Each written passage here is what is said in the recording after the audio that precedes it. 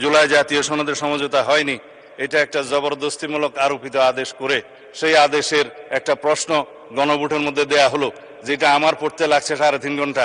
তারপরও গণভোটের রায় যদি বাস্তবায়ন করতে হয়, সেই গণভোট এই আইন অনুসারে, সেই রায় অনুসারে সংবিধানে আগে সংস্কার আসতে হবে।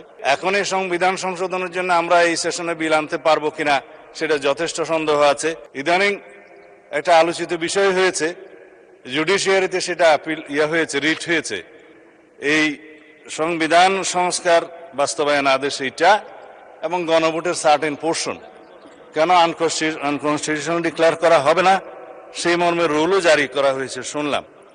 এখানে হয়তো জুডিশিয়ারির মতামত দিবে, বাট জুডিশিয়ারির মতামত এই সোভারেইন পার্লামেন্টের উপরে কখনো বাইন্ডিং না।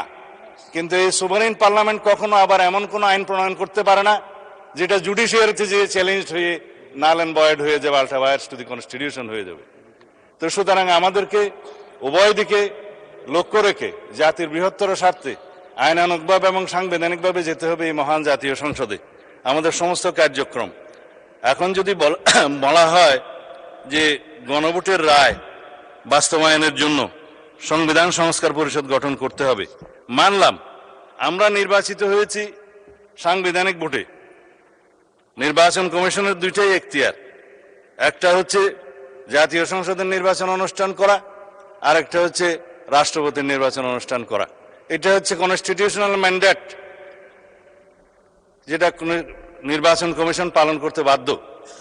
কিন্তু আরেকটা আইন হয়েছে গণভোটের জন্য, এটা আমরাও প্রস্তাব করেছিলাম, যেহেতু আইনি ভিত্তি চেয়েছেন সবাই জুলাই জাতীয় সনদের, যে জনগণ কি বলে আমরা দেখি।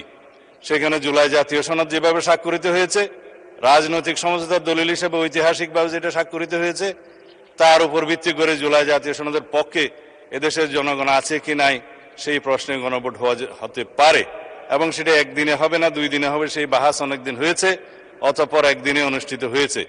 এবং সেই ব্যালটে গণভোটে হ্যাঁ এবং না লেখা ছিল, কিন্তু এই আদেশটা মাঝখানে জারি করে আরেকটা প্রশ্ন ওখানে ইন্ট্রোডিউস করে দেয়া হয়েছে যে এই প্রশ্নে গণভোট দেয়া হলো 4টা প্রশ্ন, যে প্রশ্নের মধ্যে একটা বিশাল প্রশ্ন জুলাই জাতীয় সনদের সমঝোতা হয়নি, এটা একটা জবরদস্তিমূলক আরোপিত আদেশ করে সেই আদেশের একটা প্রশ্ন গণভোটের মধ্যে দেয়া হলো, যেটা আমার পড়তে লাগছে 3.5 ঘন্টা। জনগণ সেটা পড়ে হ্যাঁ এবং না দিয়েছে কিনা আমি জানি না, তবে 4টা ভোট, 4টা প্রশ্ন, সেই প্রশ্নের মধ্যে একটা অ্যান্সার দিতে বলা হয়েছে, আইদার হ্যাঁ অথবা না বলুন। কিন্তু 4টা ভোটে তো 4টা প্রশ্ন থাকা উচিত ছিল যে আমরা কোন কোন প্রশ্নে হ্যাঁ বলবো, কোন কোন প্রশ্নে না বলবো, সেই অপশনও ছিল না।